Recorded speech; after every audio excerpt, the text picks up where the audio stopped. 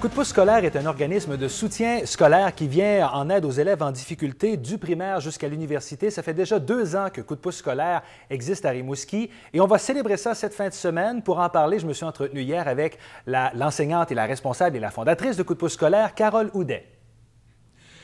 Carole, merci de nous recevoir chez Coup de pouce scolaire. En fait, c'est ici, au Centre communautaire Saint-Agnès-Nord, que se donnent tous les ateliers, hein? Oui, c'est ça, les ateliers éducatifs pour apprendre en s'amusant, la fin de semaine ou l'aide aux devoirs après l'école. C'est au Centre communautaire Saint-Agnès-Nord. Il faut quand même rappeler que c'est un 2e anniversaire, déjà 2 ans pour cette belle aventure. Ça a commencé comment, Coup de pouce scolaire? Donc c'est un service de soutien scolaire à domicile que j'ai voulu justement créer parce que c'est vraiment ma vocation d'enseigner. Je faisais déjà ça en France avant d'arriver, puis j'ai voulu outiller les parents dans l'apprentissage de leurs enfants. Tu auras gagné. En fait, on parle d'enfants, mais le groupe d'âge est très varié. On va jusqu'à l'université, hein? Oui, exactement. Je donne aussi des remises à niveau en français à l'université pour corriger les rapports de stage, les mémoires, préparer les tests TECFE, par exemple.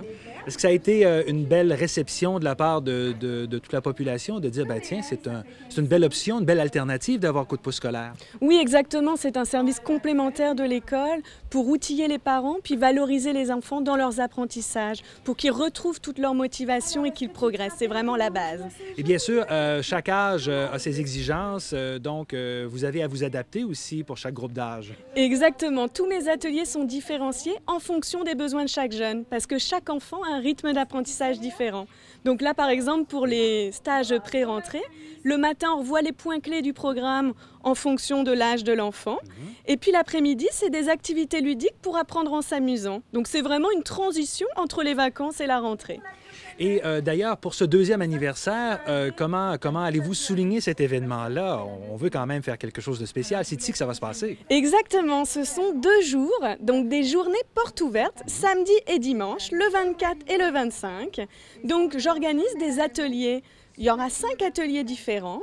Un atelier sur la persévérance scolaire pour expliquer aux enfants l'importance de ne jamais abandonner, de ne jamais se décourager, de toujours se dire qu'on est capable et de visualiser sa réussite en mettant les efforts nécessaires. Donc parler de persévérance scolaire. Un autre atelier, on parlera de l'intimidation et de la cyber-intimidation parce que de nos jours, il y a beaucoup d'intimidateurs et de victimes. Et peut-être que vous en entendez parfois parler dans vos ateliers, les jeunes se confient un peu? Oui, exactement. Je suis un peu leur oreille pour ça et ils osent me dire beaucoup de choses. Donc c'est important d'en parler aussi avec les parents parce qu'on peut aussi aller directement à l'école, voir avec comment on peut faire avec les directeurs, avec les professeurs parce qu'ils mettent beaucoup de choses en place depuis quelques années. Est-ce qu'il y aura autre chose? Oui, il y aura aussi un atelier La pédagogie par les arts. Donc, c'est des ateliers de lecture, d'écriture et de mathématiques à travers les arts plastiques. Donc, le thème, ce sera l'empreinte amérindienne et également les légendes du Québec. Donc, on fera des bandes dessinées. Puis, il y aura également un atelier lecture pour transmettre le plaisir de lire et le goût d'apprendre. En fait, il y aura plein de petits ateliers différents avec les professeurs qui m'aident, soit des professeurs spécialistes en histoire, sont spécialisés en histoire, ou alors ceux qui ont un bac en adaptation scolaire ou en enseignement primaire ou en enseignement secondaire. Donc ils seront tous là pour montrer ce que Coup de pouce scolaire propose pour aider les parents au quotidien. Et ce sera de quelle heure à quelle heure pour chaque journée? Donc ce sera de 11h à 15h. Et est-ce qu'on doit réserver à l'avance parce qu'il y a tellement d'activités? J'imagine qu'on attend beaucoup de personnes. Oui, exactement. Il faut me téléphoner à l'avance pour être certaine de votre venue. Ce qu'il faut, c'est simplement me confirmer votre présence par téléphone. Et qu'est-ce qui s'en vient pour l'automne, pour Coup de pouce scolaire, pour lancer cette 3e année qui va débuter? Donc, je vais continuer à la radio CKMN, une fois par semaine, le matin, pendant 30 minutes, pour répondre aux questions des parents, leur donner des astuces et des conseils, donc en fonction du thème de chaque semaine. Et puis, je vais continuer les cours individualisés et personnalisés à domicile pour revoir les notions assimilées, puis les concepts à consolider de la semaine écoulée. Et d'ici là, on vient fêter ce 2e anniversaire, voilà, ce week-end ici, au Centre communautaire. Exactement, je vous attends samedi et dimanche en grand nombre. Merci, Carole. Merci à vous.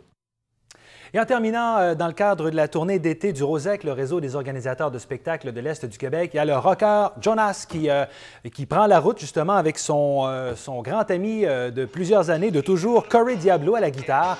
Et donc, ils seront en spectacle ce soir au Centre d'art Le Barachois de Matane, demain au Café-Théâtre Graffiti de Port-Cartier, vendredi à la salle L'Ancre d'Or de Havre-Saint-Pierre et samedi à la salle multifonctionnelle de Fermont. On écoute Jonas et je vous retrouve demain 13h30.